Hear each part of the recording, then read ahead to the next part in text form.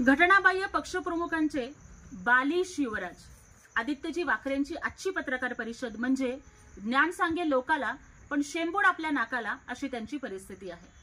आदित्यजी वाकरे दुसऱ्यांच्यावरती प्रश्नचिन्ह उभं करण्याच्या आधी तुम्ही आम्हाला या प्रश्नाचं उत्तर द्याल का की दावोसच्या वर्ल्ड इकॉनॉमिक फोरम मध्ये उद्योग मंत्र्यांनी किंवा मुख्यमंत्र्यांनी जाणं अपेक्षित असताना जेव्हा आपण पर्यावरण मंत्री होतात तेव्हा आपला कुठलाही संबंध नसताना आपण नक्की कोणते उद्योग करण्यासाठी तिथे गेला होतात या प्रश्नाचं उत्तर आम्हाला अपेक्षित आहे।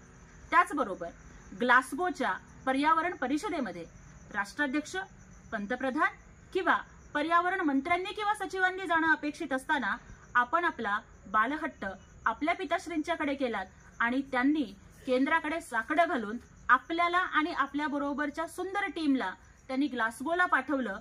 हे सगळे तुमचे परदेश दौरे हे सरकारी खर्चातनं नव्हते का? बरं, तुमच्या परदेश दौऱ्यामध्ये जे काही सुंदर डेलिगेशन तुमच्या सोबत होतं त्यात तुमचे मावस भाऊ वरुण सरदेसाई हे तुमच्या सोबत होते। त्यांची नक्की भूमिका काय होती हे आम्हाला समजेल का? का उंटा वरुण शेळा राखण्याचा जो काही तुम्ही प्रकार करता त्याच्यासाठी हे वरुण तुम्हाला लागतात का?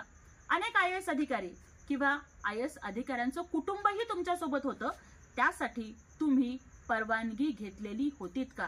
आम्ही तर असंही ऐकलंय की ग्लासगोच्या पर्यावरण परिषदेला जात असताना इकडे ST कर्मचाऱ्यांचा संप पेटलेला होता, पण परिवहन खात्याचे सचिव हे ST कर्मचाऱ्यांच्या मागण्यांच्याकडे त्यांच्या दुःखाकडे लक्ष न घेता ते तुमच्या सोबत म्हणे बर्फ खेळत होते।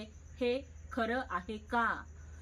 सरकारी पैशावरती फॅमिली पिकनिक करणं, सरकारी पैशानं बर्फ खेळणं हा उद्योग तुमचा बंद पडलाय म्हणून तुमच्या पोटात दुखत आहे। अहो, तुम्ही तर म्हणताय की हे सगळे जे काही MOUs होते जे महाराष्ट्राच्या मुख्यमंत्र्यांनी जवळपास 3,53,675 करोड रुपयांचे MOUs केले।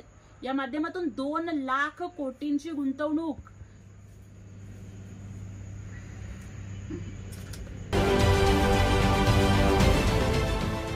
देश विदेशातील प्रत्येक घडामोडींचे लाईव्ह अपडेट मिळवण्यासाठी आता साम टीव्हीच्या सर्व सोशल मीडिया प्लॅटफॉर्मला लाईक, फॉलो आणि सबस्क्राईब करा। तसंच सर्व नोटिफिकेशनसाठी बेल आयकॉन प्रेस करायला विसरू नका।